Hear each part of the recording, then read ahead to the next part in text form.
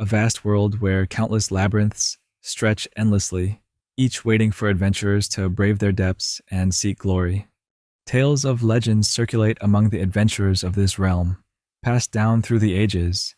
Every few decades, a black hole appears in one of the labyrinths, leading to an entirely different world. Those bold enough to enter and survive are promised unimaginable wealth and powers beyond human limits. In the backlot labyrinth, on the 38th floor, within the ominous boss room, a massive monster lies lifeless, its body sprawled across the ground, near two men. One of them stands over the fallen beast, the one who dealt the final blow, his short black hair and emotionless face obscuring his single eye.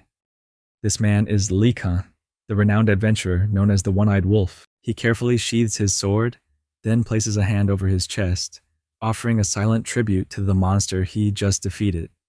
The other, Bod, nicknamed the Man-Eating Bear, laughs at Lecan's swift victory, claiming it was no surprise. Lecan compliments Bod's flawless coordination, which created the perfect opening for his final strike. Bod laughs again, promising to keep aiding Lecan in the same way. Lecan uses his life-sensing skill, confirming that the monster is truly dead, with no life remaining. After a brief silence, Lecan informs Bod that the area is clear of any unusual activity, but Bod, no longer focused on the beast, turns his attention elsewhere, unconvinced that all is well. He asks Lecan what he's staring at. Together, they gaze at the ominous black hole before them, the infamous void they had heard so much about.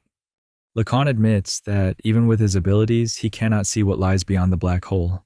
Bud, curious, asks what Lecan intends to do, as no one knows what happens when one enters such a black hole. Without hesitation, Lecan declares he will step through first.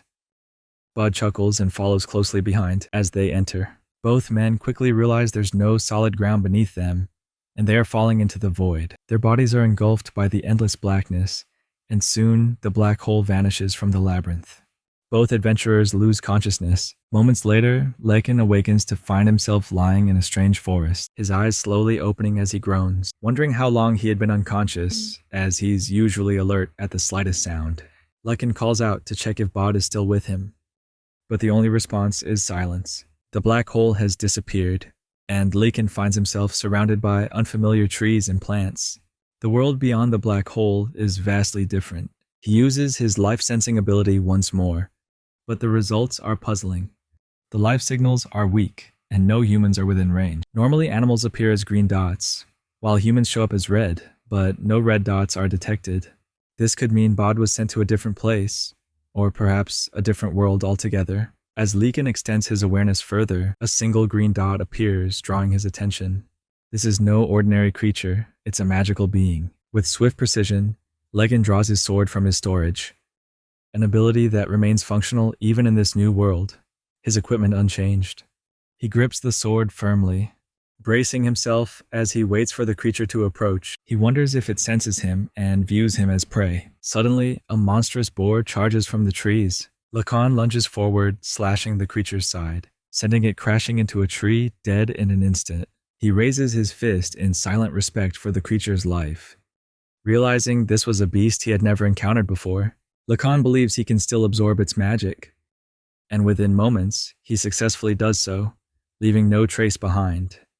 Unlike ordinary creatures, magical beasts possess magic stones near their hearts, which Lecan can absorb and wield as his own, just as he did in his previous world.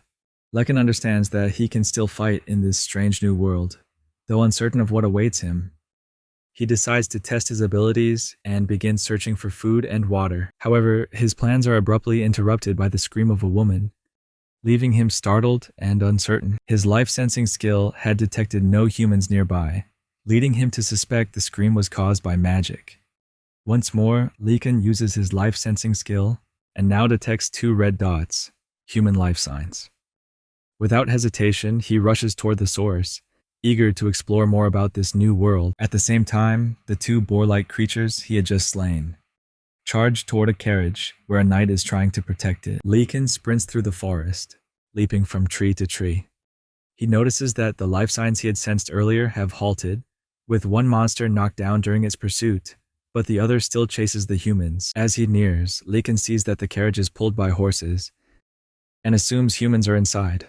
One of the beasts attacks the knight on horseback, which confuses Lecan, as this knight wasn't one of the humans he had detected before.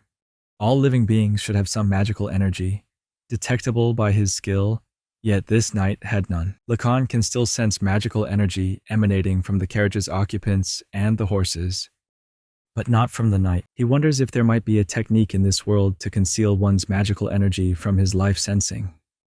Lecan realizes there are not just one, but 3 others, all devoid of magical power, leading him to suspect they might be impersonators. The monster slams into the horse, causing it to fall, and the knight is thrown from his mount, leaving him vulnerable to the advancing beast. The knight accepts his fate, until a swirl of fire forms into a fireball, which is shot from the carriage, striking the monster. Though the beast isn't killed, the woman who cast the fire stands proudly in the carriage, holding a short staff. Lecan is impressed by the display of fire magic, but the monster quickly recovers and charges toward the woman with long hair. The woman appears panicked, and the knights rush to protect her, but they're too slow. Just in time, Lecan leaps from his hiding place, standing before the carriage with his sword drawn. He slashes at the monster's leg, causing it to veer off course and fall beside the carriage. The knights attempt to communicate with Lecan, but he remains focused on the monster, which is slowly rising again. Had the monster collided with the carriage with full force, things would have become deadly, even with 3 legs. The monster fought with relentless strength, refusing to surrender. Lecan realized the thick layer of fur, fat, and skin between its neck and back was a formidable shield. He wished for a swift headshot, but his only target was the vulnerable throat.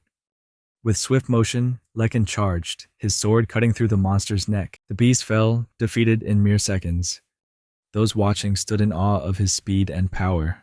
Lecan bowed respectfully to the fallen creature, just as he had done with all his opponents. He then sheathed his sword, aware that his magical energy was completely depleted. Lecan searched the monster's wound, considering which part of it might prove useful later. A guard approached, eager to speak to him. However, it was clear the language was unfamiliar, though the guard appeared human. Lecan activated his magic sensing ability, reaching the full extent of his powers.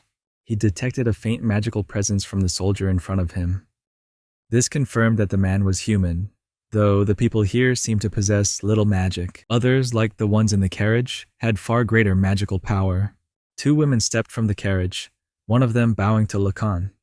She spoke in a language he couldn't understand. Lecan recognized this girl as the source of the magical aura he had felt earlier, realizing she was likely of high rank.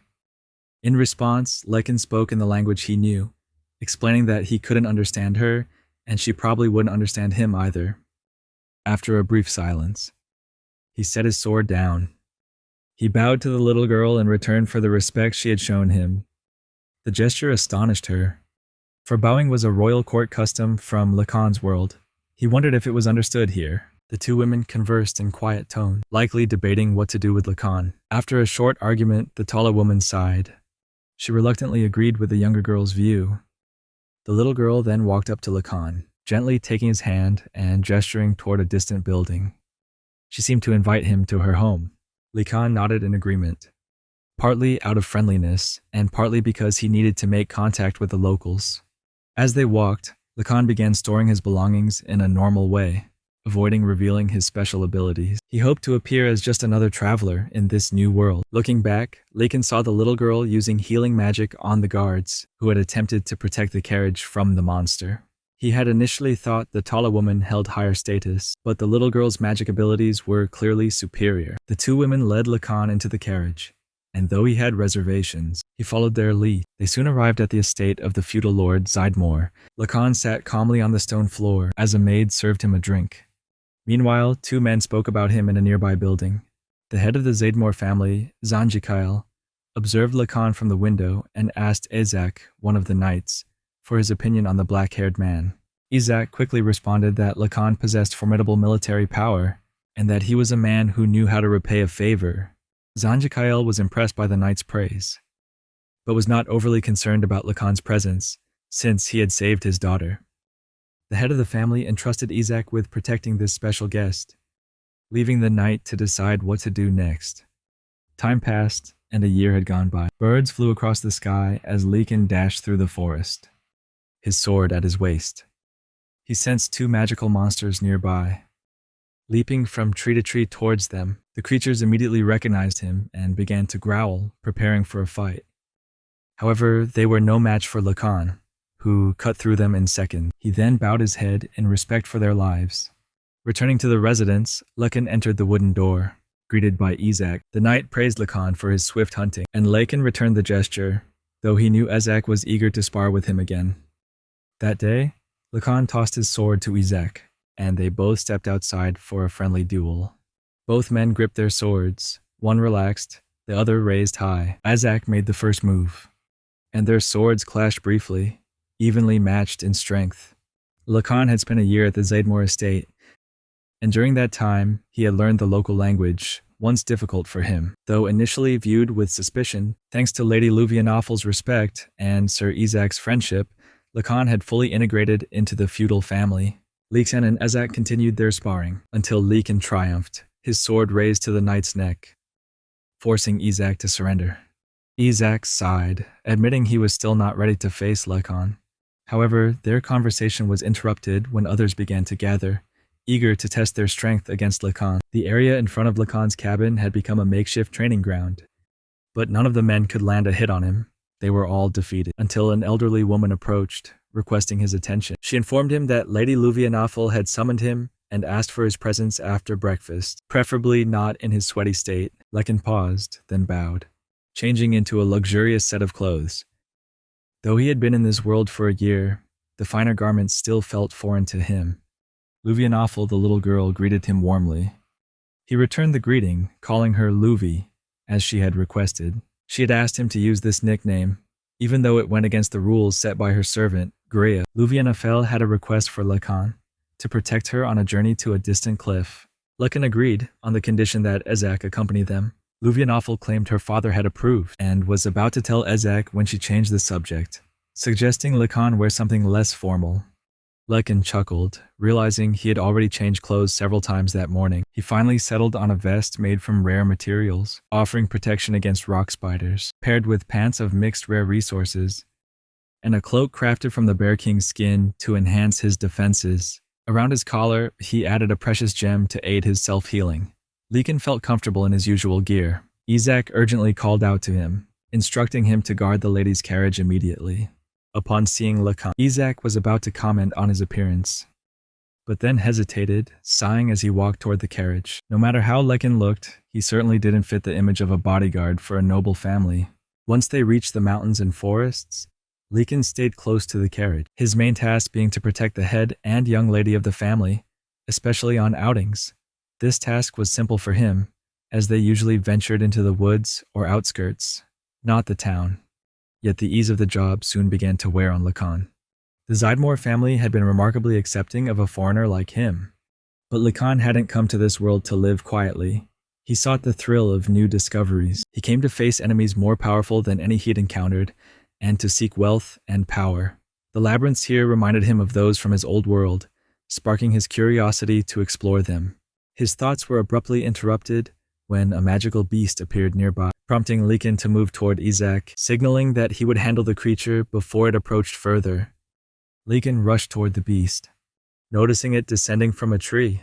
It was a spider monkey, and it charged at him immediately.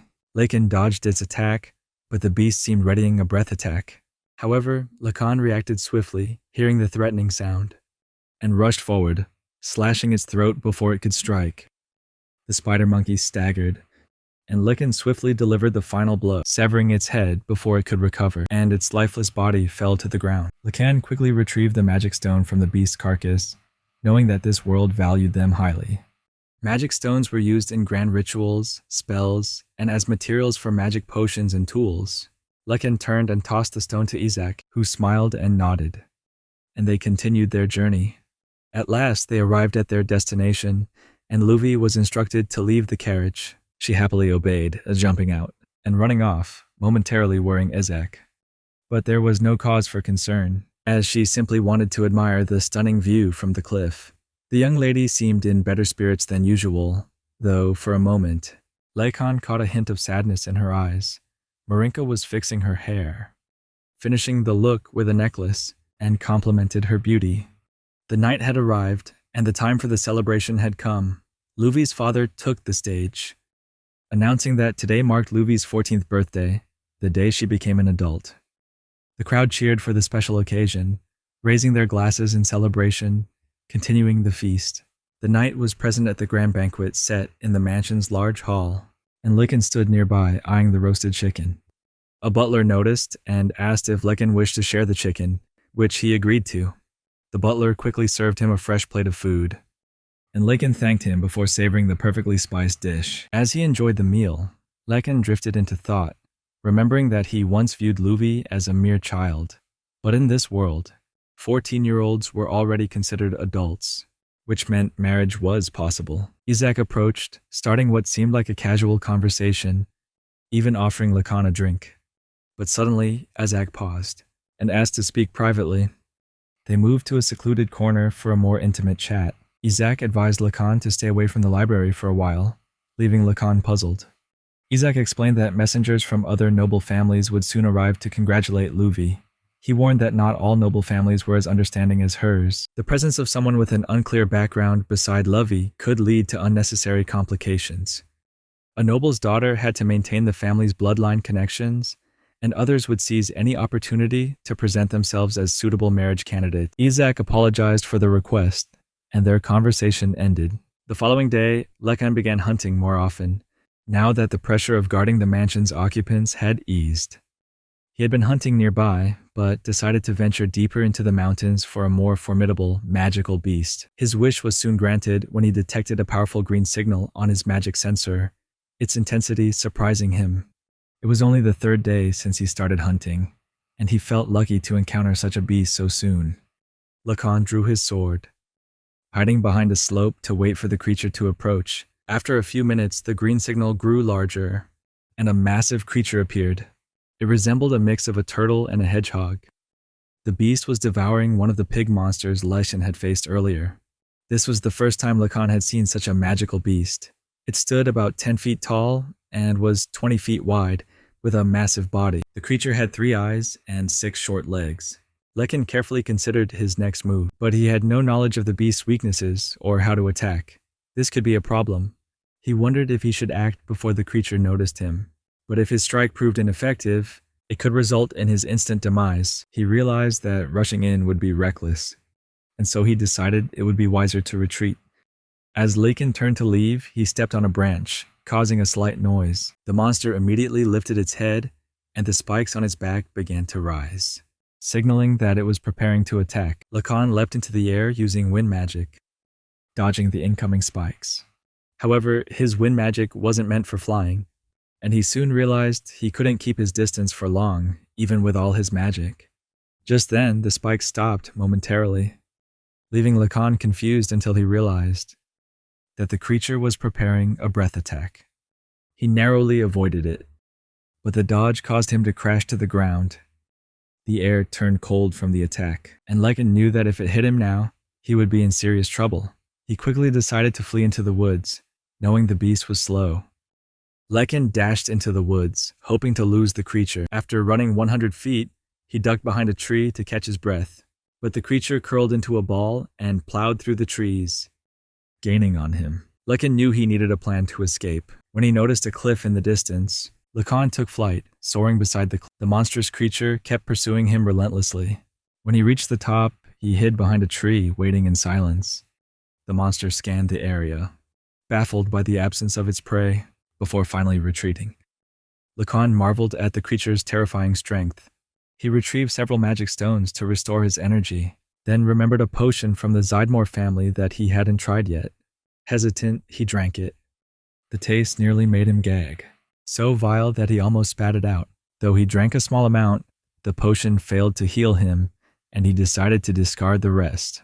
Lecan then tried the potion from his world, but it too was ineffective.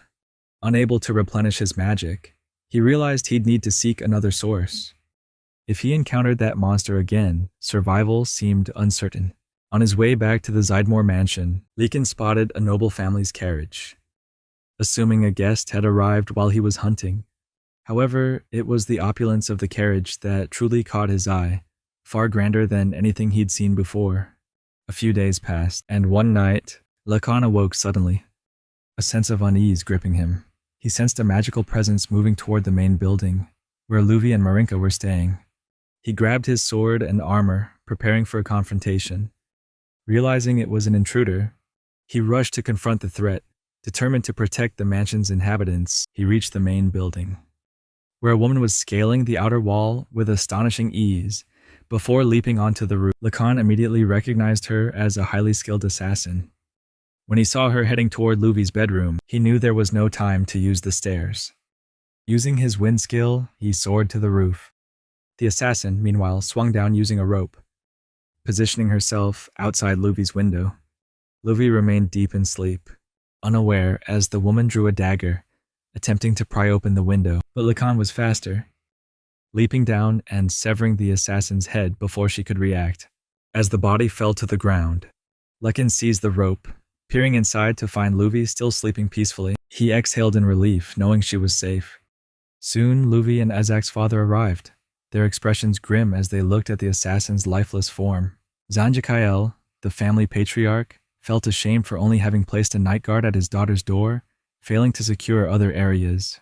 He revealed that it had been decided Luvi would marry into the Shah Dresta family, a noble house with royal connections. He had anticipated resistance, knowing that Luvi, a country noble, was to become the queen of the future patriarch. However, he never expected assassins to be sent to kill her. Ezak wondered if it was possible to capture the assassin alive. But Zanjikael supported Lecan's decision, explaining that the assassin would have chosen death rather than speak if captured. Even if they knew the mastermind, there was little they could do now. It was best to remain ignorant for the time being. Luvi's father pondered how Lecan had climbed the wall and killed the assassin so swiftly, but Lecan remained silent about his abilities.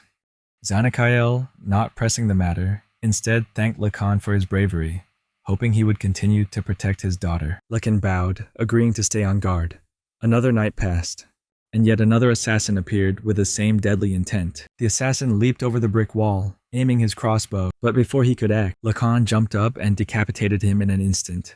This marked the fourth attempt on Luvi's life, and Lecan felt wearied by the relentless pursuit, until Luvi's wedding was safely behind them. He knew he couldn't leave this mission. The next day, he shared a conversation with Luvi, discussing his past and his homeland. Luvi referred to him as La Envie, a rare title for those believed to come from another world. Legends spoke of their extraordinary powers, though many dismissed it as myth. Luvi, however, believed Lecan was one of them. The old housekeeper tried to get Luvi's attention, reminding her of her other commitments. Much to her disappointment, Lecan began to leave, but Luvi called him back, asking him to show her the red gem on his chest. Lecan was taken aback, his heart skipping a beat. He quickly ensured no one else could see the gem. Marinka, the tall woman, brought over a plate, and Lecan placed the gem on it. Luvi gazed at it with admiration before removing her own necklace and asked Marinka to give it to Lecan. The old maid grew nervous, urging Luvi not to do so. But Luvi was resolute. Lecan grew uneasy about exchanging the red gem, aware of its significance. Still, he couldn't refuse, fearing it would disappoint Luvi, though she had no idea how important the gem truly was to him. As his hand touched his chest, Lecan found himself bowing instinctively, much to his surprise, while Luvi smiled warmly. Afterward, Lecan left the room, walking down the hallway, contemplating why he had agreed to part with the gem. He decided to push those thoughts aside, for soon he would leave the mansion, hoping to escape before the wedding preparations concluded. Luvi might be sad, but in time, she would forget the lost wolf. Yet, Lecan soon realized he would not get the chance to leave.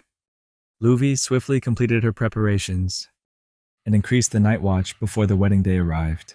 In 2 days, Lady Luvianafel would leave for a distant town to marry into her husband's family.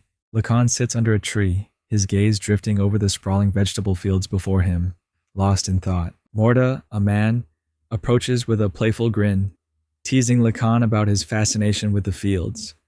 Lecan greets Morda, chewing on a griffle leaf the man had brought him. The two sit in a quiet stillness, staring into the distance.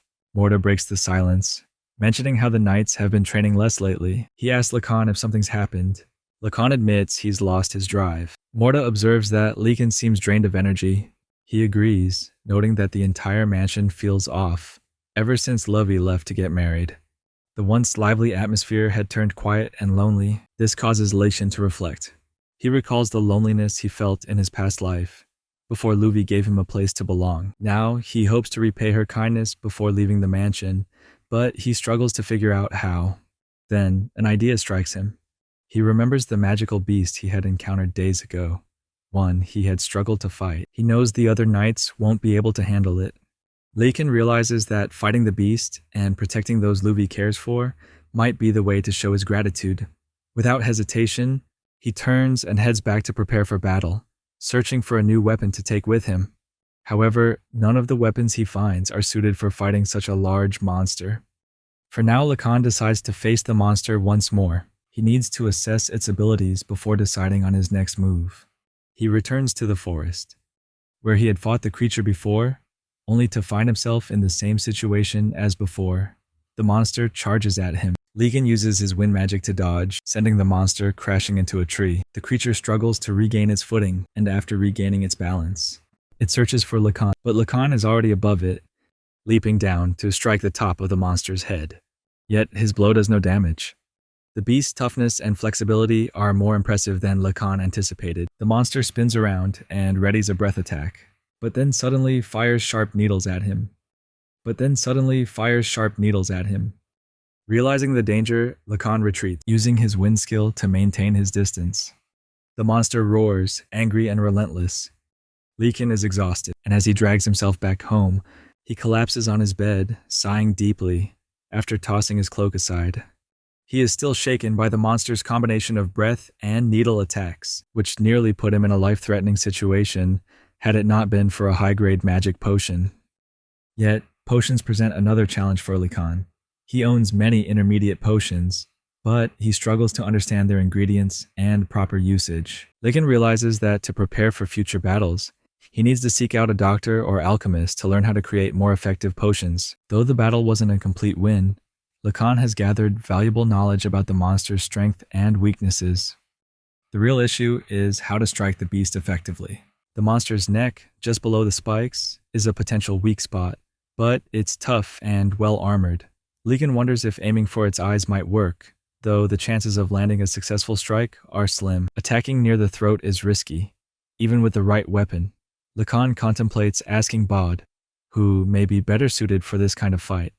However, Lecan knows he must face the monster again soon, and find a way to defeat it before it becomes even more difficult to handle. He prepares himself for another round with the creature. Lecan searches for the monster, and soon spots it curled up, sleeping nearby.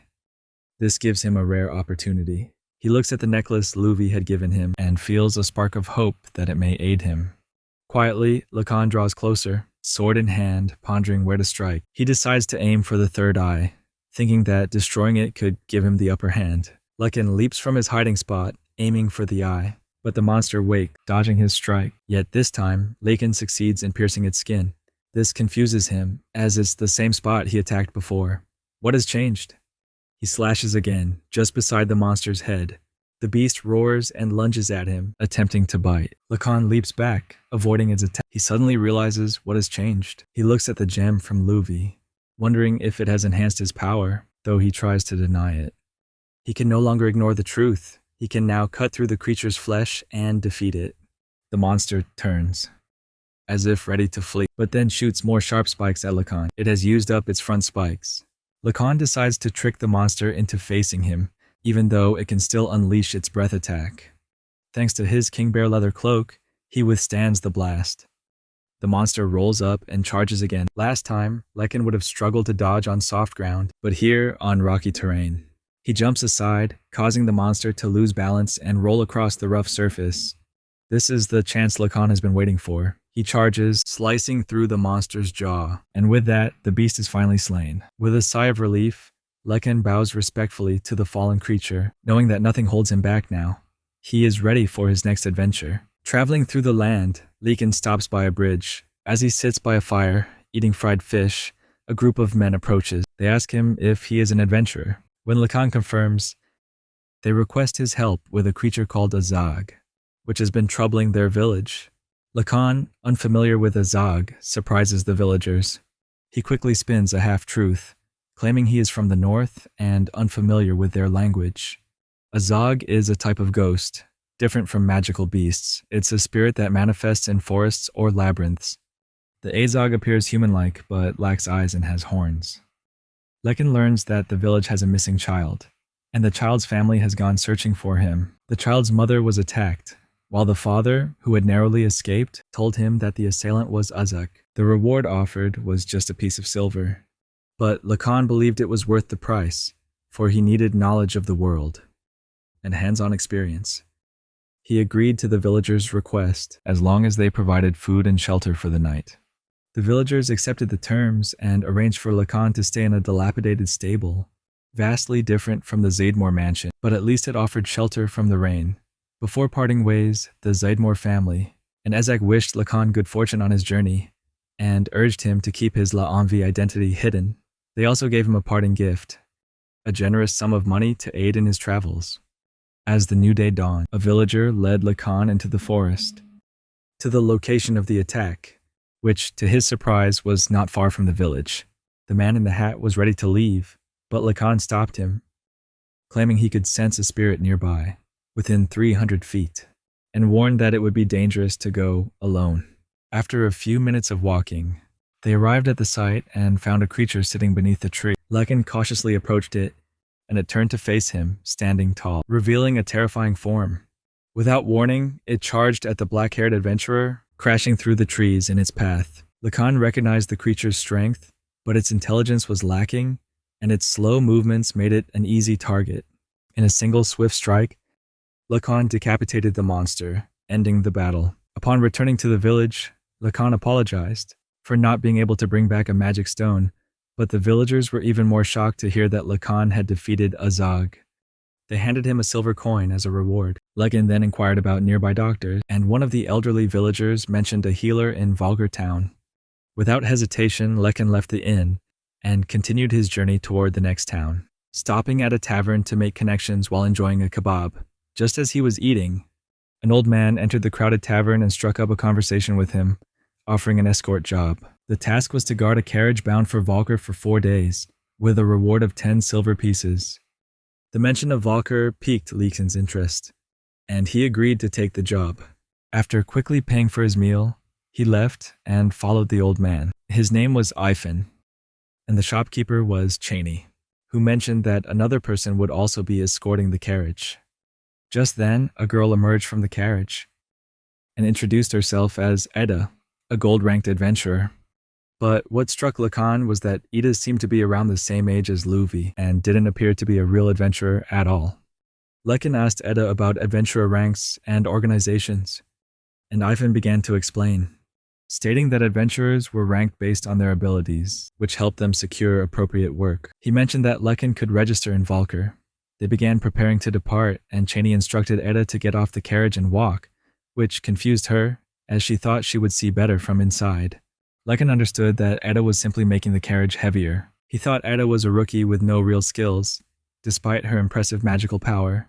It seemed that something was special about this girl, and the client Afen and Cheney were escorting also seemed to carry some mystery. Lecan announced that he would determine the positions in the group and took the lead in guiding the carriage, but Edda insisted on going first. Lecan didn't object to her wishes, but reminded her that during an attack, the leader would be the first to be targeted. This made Edda slightly embarrassed, though she tried to hide it, and suggested that she was doing Lecan a favor by switching places so he could take the credit. The journey began, and soon the sun set and night fell quickly. However, the group had prepared a magical tool that emitted a light brighter than candles or torches. Cheney told Ivan that it was time to set up camp, and everyone scattered to gather firewood and materials. Cheney complimented Lecan for his steady pace while leading the wagon, but Lecan remained silent, continuing to help set up camp. He noticed Cheney had set up a glowing lamp and asked if it was to ward off evil spirits, as it felt like that type of magic. Lecan had seen a similar fire magic before, which made him wonder if such items were common in Volgar. Ivan stepped forward and began preparing a meal for everyone. The two men discussed how to handle the young girl accompanying them, and whether she would be able to keep up with them. Lecan thought the comment was harsh, though it was true, remembering how Edda struggled to keep up after the third stop. Lecan could sense her presence from a distance and guessed she had probably collided with a tree. However, his thoughts were interrupted when Ivan asked if he could go fetch Edda before the meal was ready. Lecan hesitated, as he would have to leave the client unguarded. But they reassured him there was no danger. Cheney asked if Lecan needed a torch for the trip, but the black-haired adventurer assured him that the starlight was enough to guide him. As Lecan left the camp, he felt something was off. He decided to use magic stones to activate his wind skill, hoping to find Edda quickly and return to camp. Meanwhile, the men were still cooking around the fire when the horses suddenly became restless. Ivan, alarmed, went to check on them, but he was shocked to see glowing eyes in the dark, causing him to panic momentarily. However, his confusion deepened when he saw Lecan return quickly with Ada. The girl, sensing the food, woke up immediately, apologized, and explained that she had accidentally run into a tree and passed out. After dinner, everyone retired for the night. But Lecan still couldn't sleep. Even as dawn approached, the anti-evil protection had indeed kept strange beings away. But Lecan knew something was amiss.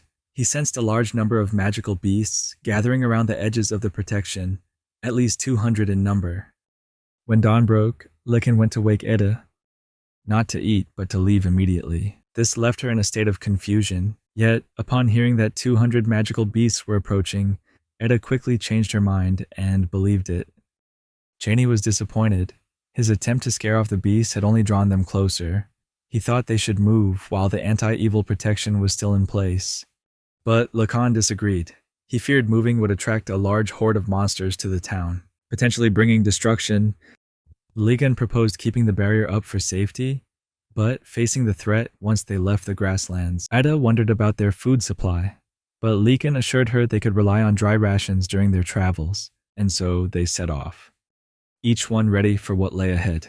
As they exited the forest, more monsters began emerging from the trees, making their presence undeniable. Ada grew alarmed, but Ivan seemed puzzled, as the number of monsters seemed fewer than Lecan had described. Lecan explained that some might have stayed behind in the mountains, reducing their numbers by half. Ida suggested they let the garrison at Valker handle the beasts. But the men in the carriage objected. There was a village nearby that could be destroyed, and Lecan observed the beasts as mere low-level magical creatures, no different from regular wild animals. He didn't sense any creatures with significant magical power. With this, Lecan instructed Ida to protect the carriage and took it upon himself to face the beasts. He swiftly destroyed them one by one without breaking a sweat. Afterward, he bowed respectfully, then turned to inform the group that the protective spell could be deactivated. Everyone was in awe of his prowess. Ada tried to ask him about his identity, but Lecan mostly remained silent until she asked about the ring he wore, prompting him to take a closer look and confirm its significance. The group continued on, taking a break on the third day. Ada complained about the red monkeys chasing them. Lecan explained that the monkeys were probably after her scarf, as it stood out to magical creatures. Ivan and Cheney expressed their thanks to Lecan for his help, though the journey still stretched ahead. Ida proudly declared that they could safely continue their journey. However, Lecan suddenly called for a stop, sensing 4 people hiding ahead, preparing to ambush them. Ida believed it was her chance to prove herself, but Lecan wasn't convinced, especially after she had failed to strike any monkeys the night before.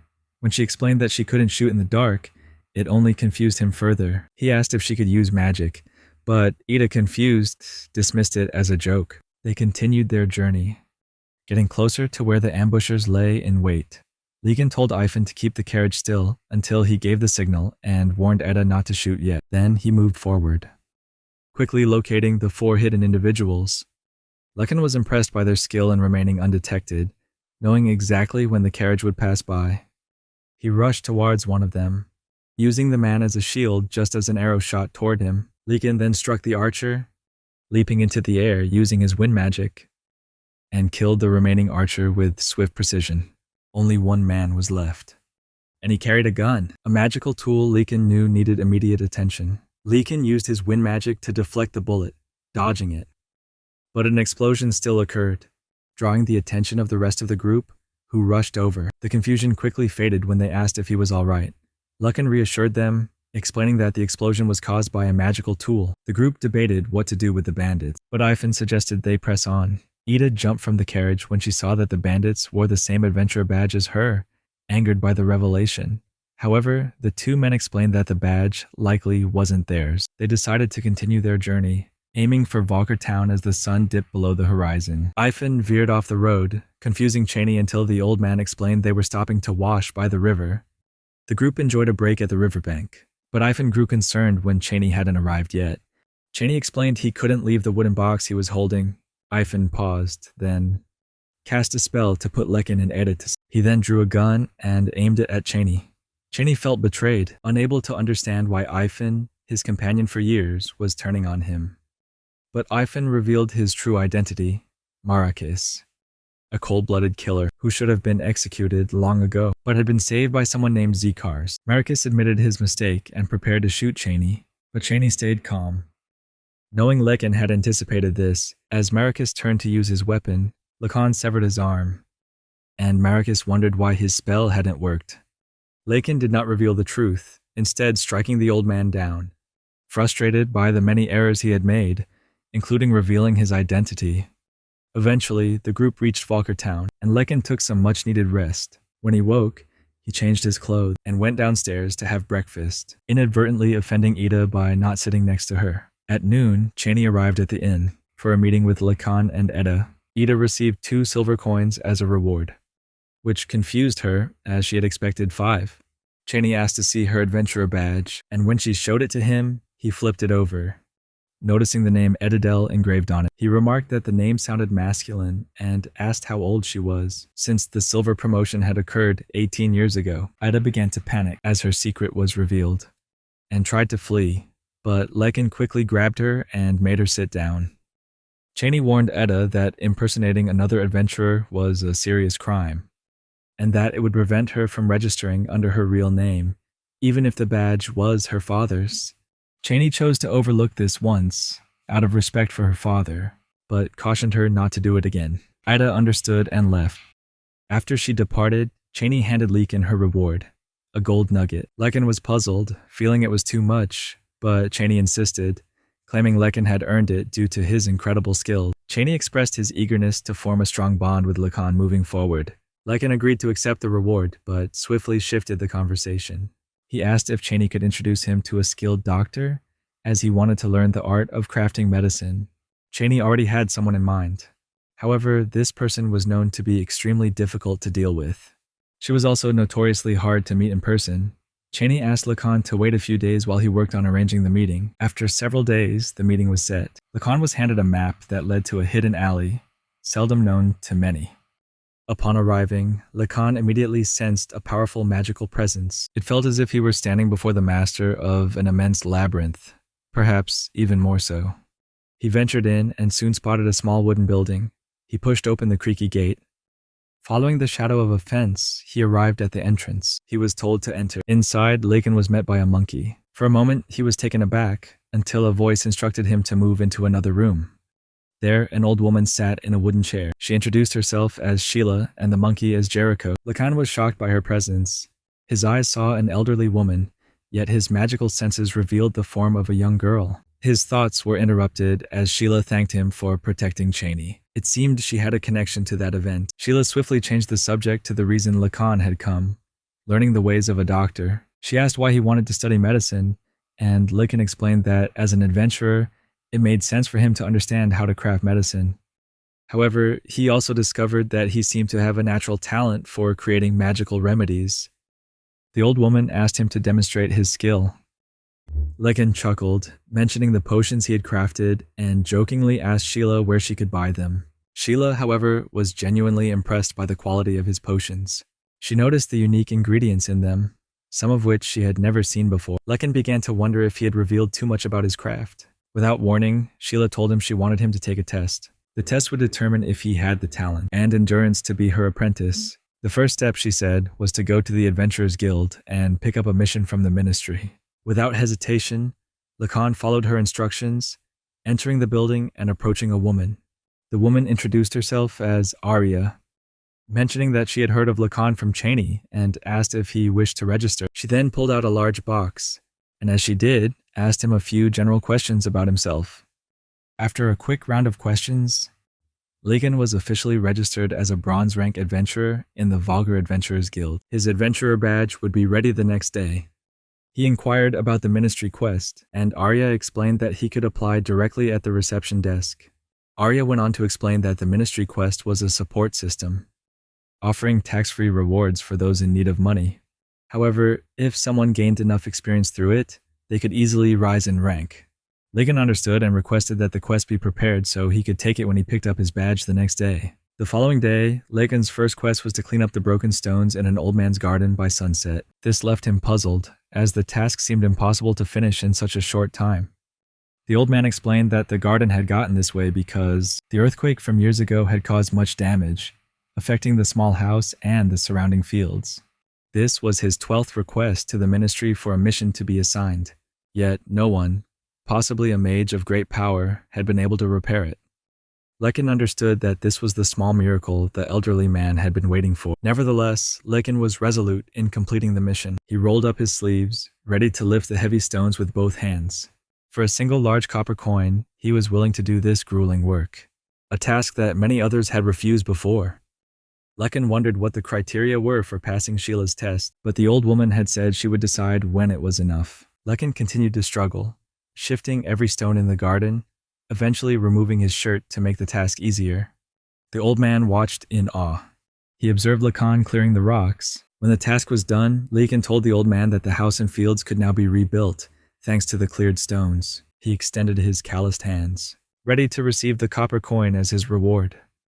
Returning to the Adventurers Guild, Arya noted it took him 4 days instead of 1 to finish the task. She said nothing more and handed him his next assignment. However, he hesitated before taking the next task. It was not physical labor, but a role-playing task instead. Lecan asked to delay it until the next day, and left immediately for the forest to clear his mind, hunting magical monsters he encountered along the way. The black-haired adventurer was weary of everything, longing to return to the labyrinths, for that was where his life had always revolved. This moment made him reflect on his past, contemplating what could help him with his next mission. The next day, at the church orphanage, all the children looked up at Lecan with fear. Some even began to cry as he introduced himself, his smile seemingly evil. Lecan did not expect such a response, but he had a plan. Soon the mission was completed, and Arya was pleased to hear that the orphanage had asked Lecan to return another time. She was surprised everything had gone so smoothly, especially since Lecan had not been keen on the idea at first. He explained that his experiences in the mazes had given him insight. The boys acted like monkey-like magical beasts, and the girls like crab-like magical beasts. This understanding helped Lecan connect with the children and entertain them. Lecan asked Arya about the next request, but she revealed that Sheila had messaged him, saying he had passed the test. This surprised him due to the sudden conclusion. He had expected the test to last a few more days. Yet, he was still pleased to hear the news and began preparing to leave the building. At that moment, Arya called him back. She told him there was one last request from a man named Donnie in Lumoy village, known for training magical beasts. Lecan asked no further questions and accepted the quest, setting off for Lumoy village. Upon arriving, he met a stranger and asked if he was Donnie, the one who had sent the request. The man confirmed. Lecan introduced himself as the quest taker. His task was simple. Take a magical beast for a walk. A monkey-like beast named Polito suddenly leaped down from the tree above. Donnie instructed the beast to welcome the guests. He then whispered commands to the creature, using magic to control its actions. The strange scene left everyone unsettled. Donnie turned to Lecan and explained his task. Take the monkey on a walk through the forest on the far side until evening. Lecan was skeptical, finding the job suspiciously easy, especially for a reward of a large silver coin. Donnie, however, insisted the true difficulty lay elsewhere. He explained that Lecan would need to carry a large amount of food for the monkey throughout the journey. Lecan led Polito into the dense forest, letting the creature move freely. He sat back, observing the monkey's behavior with curiosity. To his confusion, the monkey simply wandered aimlessly, seemingly without purpose. Lecan grew irritated, finding the situation strange and unproductive. When he approached with an imposing stance, the monkey froze and became surprisingly submissive. The change in behavior caught Lecan's attention, and he studied the creature closely. Gradually, Lecan began to realize the underlying challenge of the task. The simplicity was deceptive, hiding something more intricate beneath. By sunset, Lecan returned with Polito. appearing thoughtful but composed. However, Donnie was unimpressed and refused to hand over the silver coin. He informed Lecan that the task would need to be repeated the following day to be truly complete. Lecan directly asked if the true reason was that he hadn't allowed Paleto to escape. Donnie was shocked that Lecan had figured this out. He was even more astonished that Lecan managed to bring the monkey back despite his interference. The truth was, Donnie had been trying to let Paleto escape because, in the past, the people of Valkyr often pitted the gibbon monkeys against the timber wolves from Labar village, and the wolves always emerged victorious. This left Donnie deeply concerned about Paleto's safety, especially since the Lord was attempting to revive that brutal tradition. Lecan believed Donnie had miscalculated for some reason. He explained that magical beasts wouldn't feel fulfilled if they were forbidden from fighting. Lecan reminded Donnie of his bond with Paleto. When Donnie turned to ask the monkey if it was willing to fight for him, the monkey instantly grew excited, showing it was ready for battle. Lecan advised Donnie to submit another request to the association for combat training for magical beasts, stating that he intended to train Paleto himself. At least that's what he told Sheila. Lecan had been training the monkey for 10 days. Though he couldn't witness the final match, he was confident Paleto would triumph, and Paleto did win. While Donnie claimed victory, he still argued that the Timberwolves were better suited for defense, to protect the gibbon monkeys and aid the vulnerable. The opponents weren't satisfied, demanding a rematch in 10 years, though Donnie was now swamped with training requests. The discussion then shifted to the matter of apprenticeship, something Lecan eagerly anticipated. He asked again to confirm, even though he had heard about it at the association. Sheila promptly verified it was true. Sheila told Lecan they would soon go out to gather herbs around Volker, which was one of the reasons she had chosen to settle there. They eventually arrived at Verb Falls, the moment Maraka's true identity was revealed. But this time, instead of an old woman, a young girl appeared. Lecan didn't show any surprise or confusion. He already knew that this girl was Sheila. He explained his ability to see her in both forms at once. Sheila explained that it was more convenient for her to appear like this when away from town. The two of them quickly set off to continue their mission. Sheila moved much faster than Lecan. He was puzzled when she told him to keep up. Lecan ran as fast as he could. Eventually, they reached a dense area of the forest.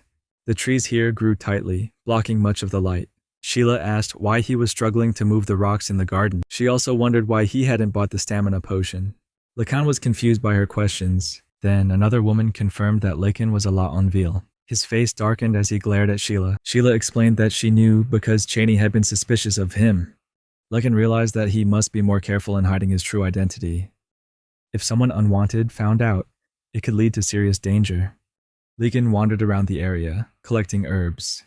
Sheila taught him how to distinguish between edible, poisonous, and delicate herbs that lose their potency if mishandled. After some time, she handed him a bag with a small box inside. The box contained a nearly infinite space.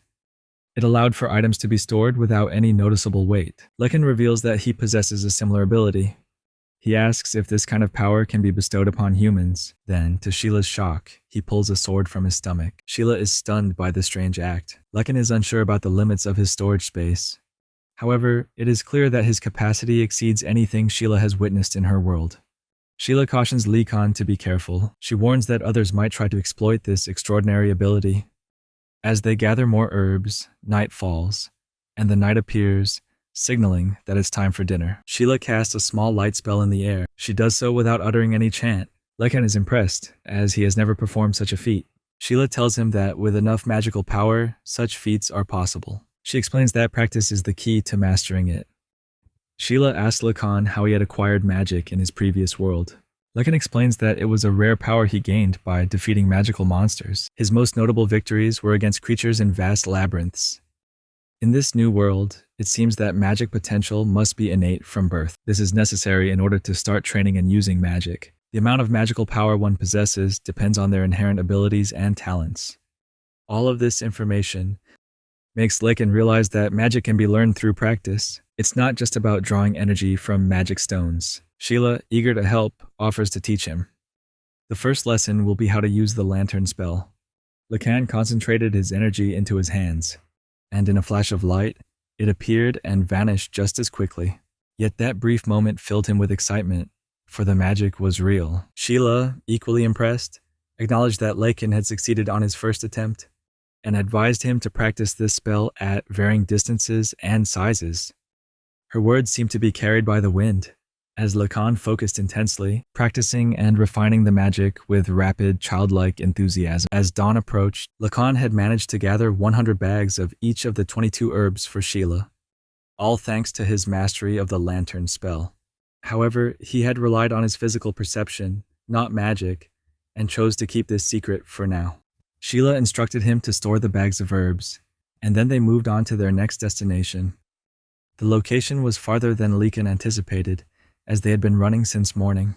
Slowly, Lecan began to understand why Sheila had taken on the form of a young girl, as it would be surprising to see an elderly woman running so swiftly. Lecan decided to test the stamina recovery potion again, and this time it worked remarkably well, strengthening his legs and allowing him to continue running longer. His priority now was to learn magic and potion making before moving on with their journey. They eventually arrived at a mine, brimming with precious gems, which would serve as a versatile catalyst. Lecan collected a large quantity using his storage space. As they prepared to leave, Lecan used his lantern ability, impressing Sheila with his speed in gathering. But their moment was interrupted by a man holding a pickaxe and approaching them. The man claimed the cave had been his for 5 years. Despite Sheila having used it for over a century. Sheila decided this would serve as another lesson for Lecan, and cast a spell called Petrification, freezing the man mid-motion as he prepared to strike Lecan. She then cast another spell, draining the water around him, causing the man to convulse violently, turning to dust before Lecan's eyes. Sheila remarked that it was best to witness magic in action, while Lecan, still stunned, struggled to grasp the full truth of this woman's identity, wondering if he had made a mistake in choosing to learn from her. After the event, Lecan tried to sleep, but was abruptly awakened by Sheila's monkey, causing him to scream in surprise. The old woman entered, instructing Lecan to get ready for the day. He got up and moved to another room, using a pulse belt to pull the herb bundles closer to him, hanging them from the ceiling as he practiced the magic until he became proficient. Lecan patiently practiced new spells, preparing himself for more challenging ones. After a long day of hard work, everything was finally cleaned up. The ingredients from the forest were ready, but Lecan felt drowsy from exhaustion. Sheila woke him, saying they were going to town to sell barrels of rosemary, which was used to ward off magical beasts, to a man from another shop. The man handed Sheila a bag of gold coins, the sum surprising Lecan, considering it was just weeds. Afterward, they continued visiting other places in town. Lecan asked if the herbal medicine had worked on Jericho. Sheila explained that she had used magic to protect the monkey, ensuring the medicine didn't affect him. As the day ended, Sheila recalled that Lecan had wanted to explore a labyrinth. She suggested he take 10 days off to visit one. The nearest labyrinth, Golber, was 2 days away. But with Lecan's abilities, the travel time would be even shorter. Before leaving, he decided to gather more information about the labyrinth. His thoughts were interrupted when a man approached, delivering a message from his master, Cheney, inviting Lecan to dinner. The two met, and Lecan thanked Cheney for helping him become Sheila's apprentice. Cheney also expressed his gratitude for Lecan's contributions. After a while, their meal was interrupted as Cheney got straight to the point. He revealed that the gun Maracas had used was made by a close friend of Sheila's, and wondered how such a weapon ended up in the hands of an assassin. He suggested Lecan show the weapon to Sheila to learn more.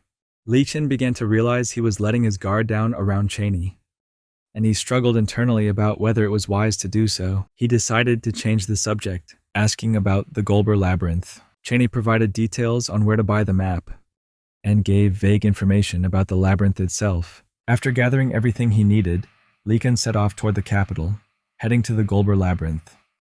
The next day, Lecan noticed a group of knights pushing through the crowd in town without acknowledging anyone. They caught his attention, as these were the knights Cheney had warned him about earlier.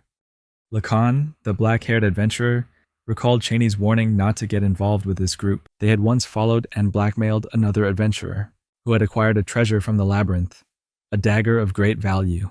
These so-called earls' knights had forced the adventurer to auction the dagger, pretending it was worth far less than its true value. The auction participants were all connected to the count. Lecan decided to avoid the main street of the town, circling around the back until a guard suddenly called him back. The guard's demeanor was unlike the count's knights, making Lecan realize there were many veteran adventurers in the capital. As he approached the labyrinth, he saw its massive entrance. With adventurers gathered, all eager and full of energy, Lecan tried to enter the labyrinth quickly, but was stopped by a guard and told to wait in line. This was unfamiliar to him, but he waited patiently. When he finally entered, he took a deep breath, smiled, and unfolded the map. But to his surprise, the other adventurers seemed to vanish. Lecan reappeared on the same floor where he had stood moments before. He chose to ignore the unsettling unfamiliarity of the place, pushing forward with the belief that the deeper he ventured into the maze, the clearer his understanding of it would become. Upon reaching the stairs to the lower levels, he was taken aback by their immense size. He realized that his life sensor failed to detect the lower levels from the first floor. On the first floor, there were only red monkeys, which posed no real threat to him. Without hesitation, Lecan pressed onward to the deeper level, where timber wolves awaited. Yet, they were not formidable enough to trouble him. However, one of them dropped a box containing a small, unfamiliar item. Inside the box was something Lecan couldn't recognize. A cry for help echoed from deeper within the cave, where two people were under attack by another wolf. Lecan swiftly intervened, saving them from the beast, which dropped a box with a dagger inside. The boy expressed his gratitude, but Lecan's attention was fixed on the small gem he had just acquired, and he inquired about its nature. The boy explained that it was a red potion. Lecan instructed the boy to apply it to the girl lying on the ground. The boy hesitated, apologized to the girl, and quickly followed his command. The potion worked instantly, and Lecan reassured the boy that no repayment was necessary before turning and walking away, since he had obtained the information he sought. The third floor appeared to be nothing but rocks, a vast expanse of stone inside the cavern. Or so Lecan thought at first. Some of the rocks, indistinguishable from the others, had magical properties, leading Lecan to wonder if they were monsters of this floor. He tried slashing at one of the rocks, only to find it had a slime-like texture, and his blade had no effect. Turning around, Lecan observed how the other adventurers were handling the situation. Noticing that the rocks seemed vulnerable to magic, this prompted him to retrieve an item from his inventory, a lightning dragon gauntlet. The gauntlet released lightning when magic passed through it, and Lecan tested it on one of the magical rocks. Achieving instant success, Lecan smiled, realizing that this labyrinth was where he truly felt alive. Lecan could not recall his parents' names or appearances, and all his childhood memories were hazy, filled with negativity. Eventually, he was adopted by an orphanage, only to find that the nuns there were harsh and cruel. This drove Lecan to run away, wandering aimlessly until he became lost in a maze. He entered the labyrinth, and was immediately attacked by a monster, pinned to the ground before realizing that a sword lay nearby. Lecan grabbed it and drove it into the monster's eye, ending its life. For the first time, Lecan felt the rush of adrenaline from a battle, and he craved more. As he journeyed deeper, his skills and strength grew, and he earned a considerable amount of money. The maze was brutal, but fair. On the 25th floor of the Golber Labyrinth, Lecan used his wind skill to leap onto a monster spider, and stabbed it in the head. On the 26th floor, he paused to examine the items he had collected, deciding it was time to leave for the day. As he exited the maze, a group of soldiers stopped him, asking him to follow them, because they had questions for him. He was brought before Captain Doug, who referred to Lecan as the Demon King, and led him into a room to discuss complaints filed against him. Many people had felt threatened by his presence on the first floors of the labyrinth, and there were accusations that Lecan had attacked some of them, but he denied this, asking if it would have been a problem if he had. Doug explained that his job was to protect the younger adventurers and to monitor the strong to prevent them from causing trouble. Lecan began to understand the anxiety he might have caused and why others saw him as the Demon King. The older man was impressed by how quickly Lecan grasped the situation and his willingness to change. Upon hearing that he had allegedly injured another group, Lecan immediately pulled out 2 red potions, offering them to Doug, asking him to deliver them to the injured. Doug was astonished to see such valuable items given away so freely, and realized that Lecan was, in fact, a good person. He also praised Lecan for reaching the 26th floor of the labyrinth. Lecan then asked about the process of buying and selling items in the building they were in, and proceeded to empty the contents of his bag onto the table. Doug stood in stunned silence, as soldiers rushed in to see the large amount of loot Lecan had gathered. In just 5 days, the soldiers didn't have enough money on hand to pay for all the items, so Lecan agreed to stay overnight and return the next day for the payment. He quickly shifted the conversation, asking Doug to recommend an inn with good food. After completing the mission and returning to Valkyr, Ida rushed to Lecan, but he continued to ignore her until he suddenly remarked that she was just a stranger, pulling him down. But Eda's spirit remained unbroken, and she continued to try to convince Lecan to become her adventure partner. Lecan suddenly revealed to Eda that she was a magic user. He told her she needed to learn how to control it so she could handle everything on her own. Without another word, he turned and walked away. Eda stood frozen, shocked by his words. As they made their way back to Sheila's house, Lecan recounted everything that had happened in the labyrinth. He expressed how satisfied he was with the experience, even contemplating returning there on his next vacation. However, their conversation was abruptly interrupted when Eda knocked on the door, having apparently followed Lecan there. Sheila, with a knowing glance, reminded them to be quiet and invited the girl in for tea, despite her audacity in coming without permission. Lecan then told Eda that he couldn't teach her magic, leaving her confused. He explained that while she had magical potential, teaching was no simple task. Unexpectedly, Sheila suggested that perhaps teaching Eda would also help Lecan improve his skills. If he succeeded, she promised him a reward. Sheila promised to teach Lecan the fire arrow spell if he managed to guide Ida. With a weary sigh, Lecan reluctantly agreed. Sheila then asked Eda to keep the whole matter a secret, to which the girl happily agreed.